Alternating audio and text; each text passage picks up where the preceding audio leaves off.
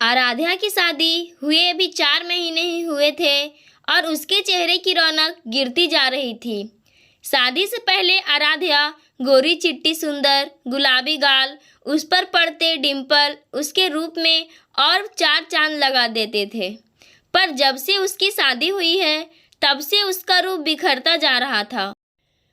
उसकी शादी वैसे तो खाते पीते घर में हुई थी, पर शादी के 10 दिनों बाद ही उसकी सास उसके ससुर के साथ बड़ोदरा चली गई थी, जहां उनकी नौकरी थी और आराध्या को उसकी जेठानी के साथ रहना पड़ रहा था। उसके दुल्हन जैसे कोई लाड दुलार नहीं हुए, क्योंकि पहले तो घर पर मेहमान रुके हुए थे। फिर उसको लाड प्यार करने वाली उसकी सास उसको चूल्हा पूजन, जो शादी के बाद की रस्म होती है, उसे पूरा करवाकर 8 दिनों में ही चली गई थी। तो उसको जो भी घर का काम होता उसे अपने जेठानी के साथ मिलकर करना ही पड़ता था। आराध्या को सुबह जल्दी उठने की आदत थी, तो सुबह की चाय अब वो ही सबको बनाकर देती थी। जेठ जेठानी, उनकी एक बेटी का दूध और अपनी और पतिदेव की चाय भी समय से पहले नहीं मिलती थी। पर आराध्या को आदत थी चाय के साथ नाश्ते की, और जब वहाँ कोई नाश्ता नहीं करता तो उसको भी ऐसे ही रहना पड़ता। पतिदेव बोले, हमारे यहाँ सुबह जल्दी खाना खाते हैं तो नाश्ता नहीं बनता है, यदि तुम्हें पसंद है तो तुम बना लिया करो। पर आराध्या नई नई आई थी तो उसकी हिम्मत नहीं होती कुछ बनाकर खाने की, और वो कुछ बोल ही नहीं पाती थी। मन मारकर उसे भी नाश्ते की जगह सीधे खाना खाना पड़ता। आराध्या बाहर से खुश जरूर दिखती थी, पर कहीं ना कहीं अंदर से कमज़ोर हो रही थी और दुखी भी, क्योंकि नई जगह नए लोगों के साथ भी अभी एडजस्ट नहीं कर पा रही थी। ऊपर से उसको अपने मायके की बहुत याद आती थी। उसका खाना पीना सोना जागना सब कुछ जो शादी के बाद एकदम से बदल गया था। उसको मम्मी के हाथों से बने खाने खाने का स्वाद रह रह कर जुबान पर आ जाता था, और उसकी आंखों के कोर से गिरते 2 आंसू सब कुछ बयां कर जाते। सर्दियों के मौसम में उसको गुड़, मूंगफली, गज्जक, रेवड़ी, तिल चिक्की बहुत पसंद था, पर ससुराल में ये सब किसको बताती। अभी नई नई जो आई थी वो तो अपने पति तक को बताने में हिचकिचाती थी। इसलिए उसका पेट तो खाने से भर जाता, पर मीठे खाए बिना मन नहीं भरता। आराध्या की जेठानी को सारे कपड़े साफ और चमकते हुए चाहिए थे, तो आराध्या के जेठानी सारे कपड़े अपने हाथ से ही धोती थी, तो आराध्या को भी कपड़े हाथ से ही धोने पड़ते थे। जबकि आराध्या के पापा ने यह कहकर आराध्या की शादी की थी कि उसकी बेटी से कपड़े नहीं धुलते हैं, तो उसको वॉशिंग मशीन चाहिए। उसको अच्छी वाली वॉशिंग मशीन तक दी थी, पर आराध्या उसकी जेठानी जी की तरह वो भी कपड़े हाथ से धोने लगी। आराध्या तो अब बहुत थक जाती थी पूरे दिन काम करते करते, और उसको 2 बड़ी बहनों के रहते उसने आज तक घर का कोई काम भी नहीं किया था। जबकि उसके पति को आराध्या के बारे में सब कुछ पता था, क्योंकि उनकी शादी और सगाई के बीच जो 7 से 8 महीनों तक अंतराल था, उसमें उन लोगों ने एक दूसरे को अच्छे से परख लिया था। तो किशोर को भी लगने लगा था कि आराध्या को मम्मी के पास छोड़ देना ही बेहतर होगा, क्योंकि अपनी सास से आराध्या खुली हुई थी, जबकि जेठानी जी से अपने मन की बात कह नहीं पाती। किशोर ने आराध्या को अपनी मम्मी के पास छोड़ दिया और खुद भी अपना ट्रांसफ़र कराने की जुगाड़ में लग गया। हर सप्ताह वो आराध्या से मिलकर उसका मन बहलाता, उसको घुमाता फिराता, ताकि वो अकेलापन महसूस ना करे। पर आराध्या को यहाँ का माहौल अभी भी रास नहीं आ रहा था। उसको किशोर के बिना रहना पसंद नहीं था, और दिन भर सोचती कि ऐसे माहौल में कैसे रह पाएगी वो, क्योंकि उसके घर का माहौल तो इसके बिल्कुल विपरीत था। कितने लोग थे वहाँ हंसने बोलने वाले, कितना मन लगता था मेरा, पर यहाँ बस सासू माँ और ससुर जी, अब उनसे भी कितना बोलती बेचारी। हाँ, पर एक बात ज़रूर था, उसकी सास उसका पूरा ध्यान रखती थी। पर वो कहते हैं ना, मन के हारे हार है मन के जीते। जीत बस आराध्या के साथ भी ऐसा ही था। उसका मन अंदर से खुश नहीं था तो उसे कुछ भी अच्छा नहीं लगता था और ऊपर से किशोर से दूरी भी थी। आराध्या को ससुराल में मन ना लगने का एक कारण यह भी था, इसलिए जल्दी से जल्दी वो किशोर के पास जाना चाहती थी। किशोर की कोशिश भी रंग लाई और उसका ट्रांसफ़र अब दूसरे शहर में हो गया। किशोर आराध्या के साथ दूसरे शहर जाने की तैयारी करने लगा, पर जो सामान आराध्या ले जाना चाहती थी, किशोर मना कर रहा था। उसका कहना था कि ये भी तो घर है, तो इस तरह से सारे सामान ले जाना ठीक नहीं।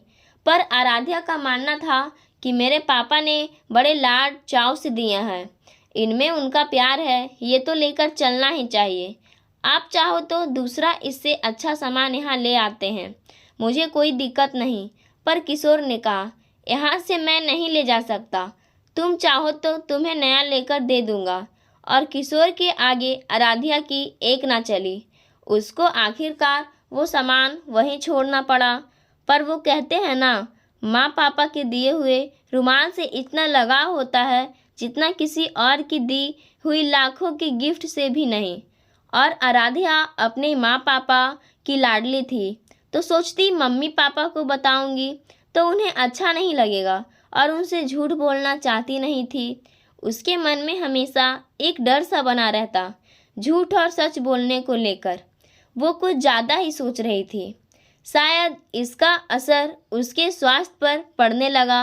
वो अब गुमसुम सी रहने लगी।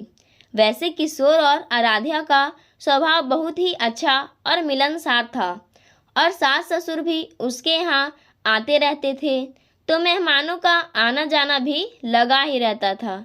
और आराध्या और किशोर की शादीशुदा ज़िंदगी में उन दोनों का आपस में समय मेहमानों की आवभगत में जाने लगा। इतने लोगों के बीच भी आराध्या अकेलापन महसूस करती थी। एक तो नई जगह, नए लोग और वहाँ का माहौल उसको समझ नहीं आ रहा था। ऊपर से किशोर का काम बोलने का स्वभाव जो उसको बिल्कुल पसंद नहीं था। अब उसने भी थोड़ा कम बोलना शुरू कर दिया था। वो अपने ही में ही खोई खोई और मुरझाई से रहती थी। किशोर ने 1 2 3 तो ध्यान नहीं दिया, पर अब उसको भी लगने लगा कि आराध्या कुछ बदल सी गई है। उसकी तबीयत भी ठीक नहीं है। शायद अगले दिन किशोर ने आराध्या को पूछा, क्या बात है आराध्या, आजकल तुम्हारी तबीयत ठीक नहीं है क्या? कुछ बोलती नहीं, अपने में ही खोई रहती हो, पहले से कमज़ोर भी लग रही हो। मुझे मम्मी भी बोल रही थी। आजकल आराध्या की आवाज़ भी थकी थकी सी आती है। तुम दोनों में लड़ाई हुई है क्या, या कोई बीमारी हो गई? उसको डॉक्टर को दिखाकर दवाई दिलाओ उसको। चलो, आज का अपॉइंटमेंट लिया है मैंने, आराध्या ने कहा। अरे नहीं किशोर, ऐसी कोई बात नहीं, तुम चिंता मत करो। हाँ, थोड़ी थकान सी ज़रूर है, मैंने ले ली है दवाई, हो जाऊंगी 1 2 दिन में ठीक। वो सब ठीक है, पर एक बार डॉक्टर को दिखाने में क्या हर्ज है? मैं कुछ नहीं सुनना चाहता, बस तुम तैयार हो जाओ और चलो मेरे साथ। थोड़ी देर में आराध्या और किशोर डॉक्टर के यहाँ पहुँच गए।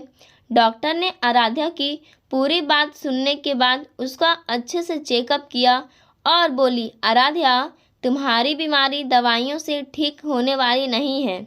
ये सुनते ही आराध्या और किशोर एक दूसरे का चेहरा बड़ी घबराहट के साथ देखने लगे कि पता नहीं क्या बीमारी हो गई जिसका इलाज दवाई से भी नहीं हो सकता। अरे चिंता की कोई बात नहीं है, बीमारी इतनी भी बड़ी नहीं है, बस उसका इलाज सिर्फ दवाइयों से नहीं हो सकता। उसके लिए तुम्हारी इच्छा शक्ति का मजबूत होना बहुत ज़रूरी है। एक्चुअली सच बताऊं तो तुम डिप्रेशन का शिकार हो गई हो। तुम्हारे अंदर उत्साह की कमी हो गई है। तुम खाने भी अच्छे से नहीं खा रही हो, शायद इसलिए तुम्हारा वज़न भी कम हो रहा है और तुम्हें थकान भी लग रही है। और तो और तुम्हें कंसीव करने में भी परेशानी हो सकती है। आगे जाके तो तुम्हें अभी से अपना ध्यान रखना होगा। अकेलापन इसकी एक वजह हो सकता है और तुम ज़्यादा सोचती हो, शायद इसलिए तनाव भी हो सकता है। किशोर, तुम्हें भी आराध्या के साथ साथ अपना भी ख्याल रखना है। एक दूसरे से अपने मन की बातें ज़रूर साझा किया करो। इससे मन हल्का होता है और मन को खुशी भी मिलती है। किसी किसी बीमारी का इलाज दवाई से संभव नहीं है, उसके लिए अपनों के साथ की ज़्यादा ज़रूरत होती है। आराध्या को अकेले रहने की बजाय दोस्तों के साथ या अपने परिवार के साथ समय बिताना चाहिए। सुबह शाम वॉक पर जाओ, अपने पसंद का कोई भी काम करो, जैसे कोई क्लास ज्वाइन कर लो, dance class, library, yoga class, कुछ भी जिसमें तुम्हें रुचि हो। सकारात्मक सोच रखो और फालतू बातें सोचना बंद करो। जैसा तुमने मुझे बताया, अपने फ़ोन पर मोटिवेशनल स्टोरी सुनो और देखो। जीवन का लक्ष्य निर्धारित करो, खूब हंसो और खुश रहने की कोशिश करो, तभी तुम इस बीमारी से छुटकारा पा सकती हो। केवल दवाई लेने से कुछ नहीं होगा। हर बीमारी का इलाज सिर्फ दवा नहीं होती। कभी कभी मरीज की इच्छा शक्ति मजबूत और सोच सकारात्मक होनी चाहिए। आराध्या और किशोर ने डॉक्टर की बातें ध्यान से सुनी और सारी नसीहतों को मानने का वादा किया। घर आने के बाद किशोर ने खुद से एक वादा किया कि आराध्या को अपना समय देगा और उससे भी ये वादा लिया कि वो अपना पूरा ध्यान रखेगी और फालतू बातों को दिमाग से निकाल देगी। ये सब बातें घर गृहस्थी में चलती रहती है। इन पर इतना ध्यान दोगी तो ज़िंदगी आसान होने की बजाय और मुश्किल हो जाएगी। आराध्या को भी अब लगने लगा था कि वो कुछ ज़्यादा ही सोच रही है। ऐसे तो उसकी तबीयत बिगड़ जाएगी और उनकी शादीशुदा ज़िंदगी भी खतरे में पड़ जाएगी। उसने खुद से वादा किया कि अब वो सिर्फ अपने और अपने घर के बारे में ही सोचेगी, किसी और के बारे में नहीं। बस बहुत सोच लिया, अब और नहीं। और किशोर के पास जाकर उसे लिपट कर सो गए।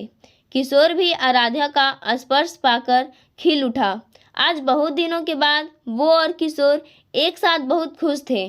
दोस्तों, कभी कभी हम लोग दूसरे लोगों के कारण खुद के लिए मुसीबतें खड़ी कर लेते हैं, अपनी सेहत खराब कर लेते हैं, जैसे आराध्या ने किया, जो सही नहीं है।